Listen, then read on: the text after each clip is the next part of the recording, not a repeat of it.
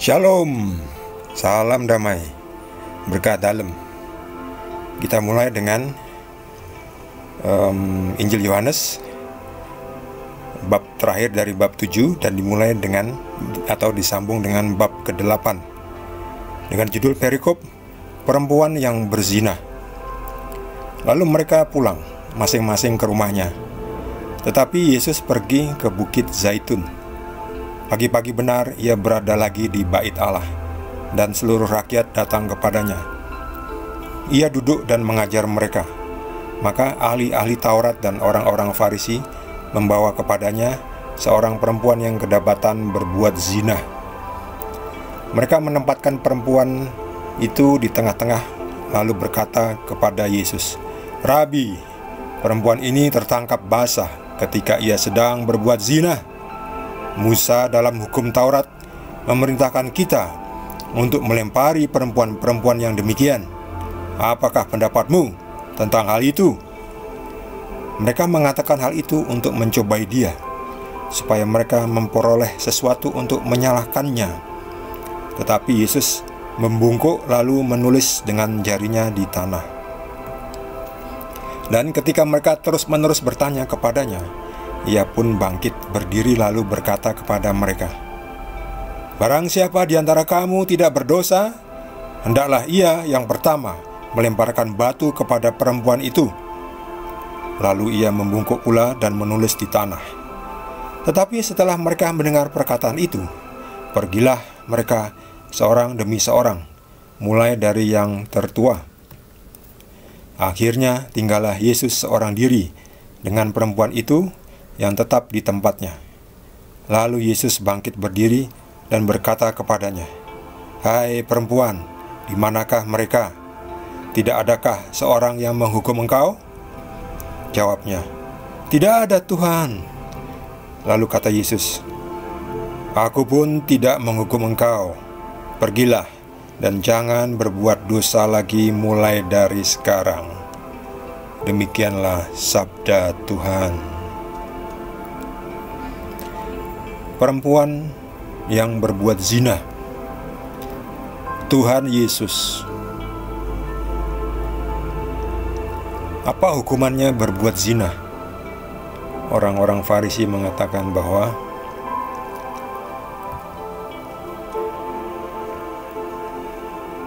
hukum Taurat memerintahkan kita untuk melempari perempuan-perempuan yang demikian.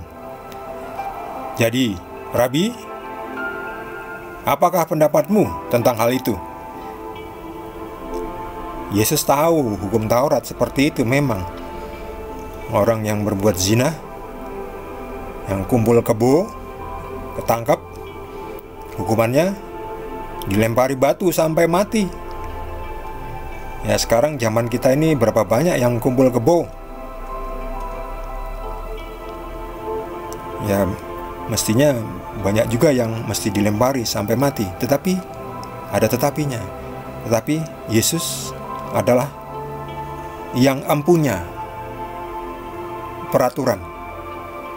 Jadi hukum Taurat itu sebetulnya dibuat oleh Yesus sendiri sewaktu Yesus masih di surga dalam wujud Bapa.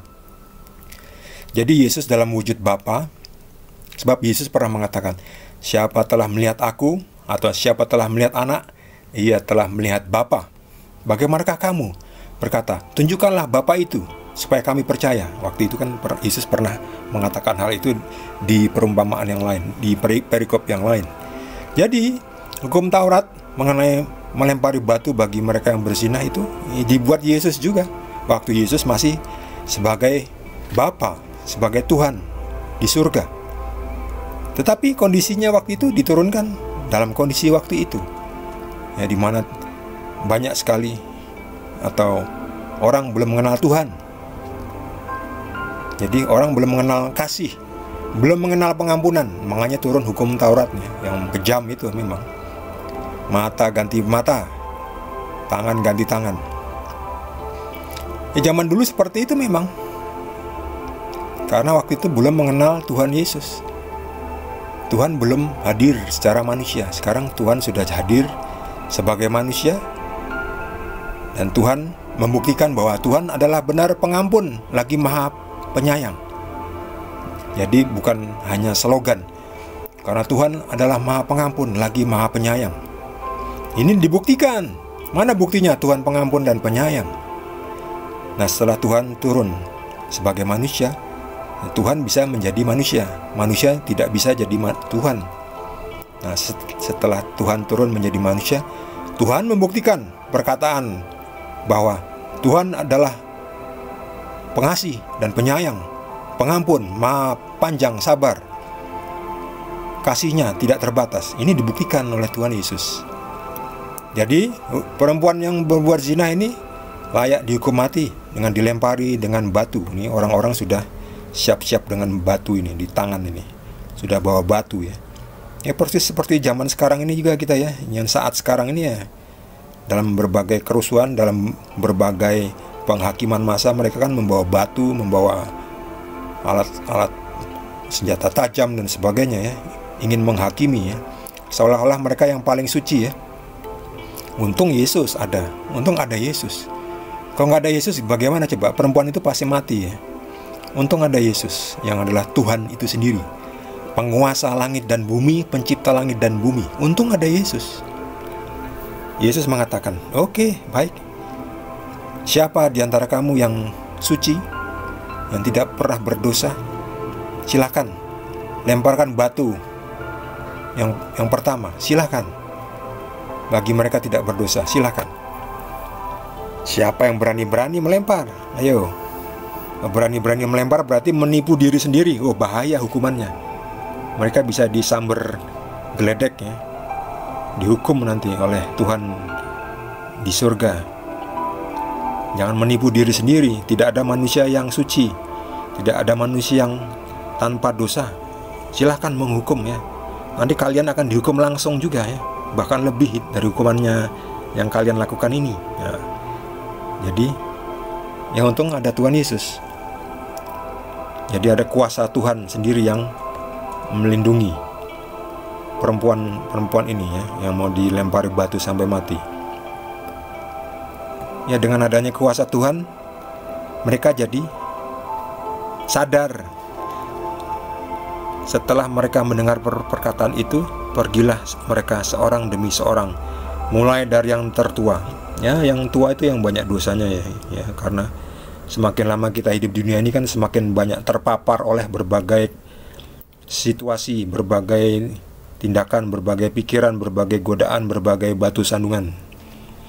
Jadi logikanya yang paling tua yang paling banyak dosanya. Nah, Yesus ini di menulis-nulis di tanah ini maksudnya apa ya? Ya mungkin Yesus menulis dosa-dosa manusia ya. Yesus kan melihatnya. Ini melihat setiap orang ini dilihat. Adakah yang tidak berdosa? Tidak ada. Semuanya ditulis sama Yesus di atas tanah ini. Si anu dosanya ini, si itu dosanya ini, si ini dosanya itu. Banyak ternyata semuanya berdosa. Ya untung aja gak ada yang berani melempar. Kalau berani-beraninya melempar, oh mereka ini menipu diri sendiri karena mereka berdosa. Nanti langsung dihakimi oleh Yesus, disambar geledek nanti. Untung mereka sadar bahwa mereka orang berdosa juga, yang butuh apa? Butuh diampuni. Ya, Yesus mengampuni perempuan yang berbuat zina ini. Berbuat zina itu pasti dua orang ya, perempuan dan laki-laki ya. Wah, satu pasang kok. Ya, perempuan dan laki-laki. Kalau perempuan dan perempuan berbuat zina itu dosanya double lagi ya, nggak boleh itu. Makin double lagi ya, udah menyalahi hukum alam lagi itu. Ya, LGBT dan sejenisnya itu, yaitu ya mintalah bantuan pada Tuhan supaya bisa juga bertobat. Perempuan ini diampuni Tuhan. Jadi jika cuma perempuan ini, sebetulnya yang lakinya pengecutnya, yang lakinya merasa tidak bersalah. Padahal setiap perbuatan zina itu ada satu paket ya, pasangan ya.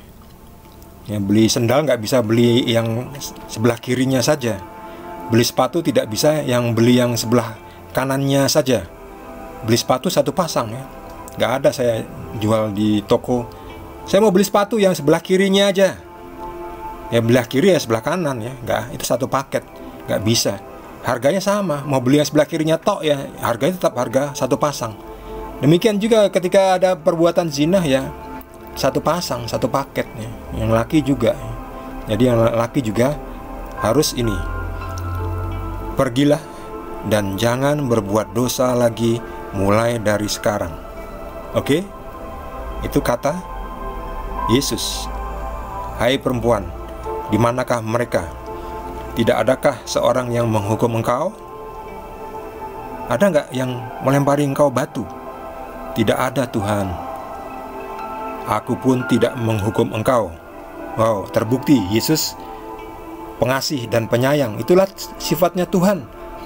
Maha pengasih, lagi pula maha penyayang, maha panjang sabar, maha pengampun, pengasih dan penyayang. Sesungguhnya Tuhan adalah pengasih dan penyayang, maha pengampun, panjang sabar, memberikan kita waktu untuk tobat. Aku pun tidak menghukum engkau. Wow, enak sekali ya. Senang loh. Jadi sudah selayaknya dan sewajarnya kalau sudah diampuni Tuhan, tidak dihukum ya, bahkan udah tidak dihukum loh. Jangan berbuat dosa lagi mulai dari sekarang. Bagi saudara yang mendapatkan tambahan penjelasan dari Tuhan Yesus, boleh juga berbagi dengan kita semua. Bagi yang belum subscribe, jangan lupa di subscribe. Dukung channel ini supaya makin tambah kontennya. Juga di like. Kita akan lanjutkan dengan perikop berikutnya dari Injil Yohanes bab yang ke-8. Terima kasih. Tuhan Yesus berkati kita semua.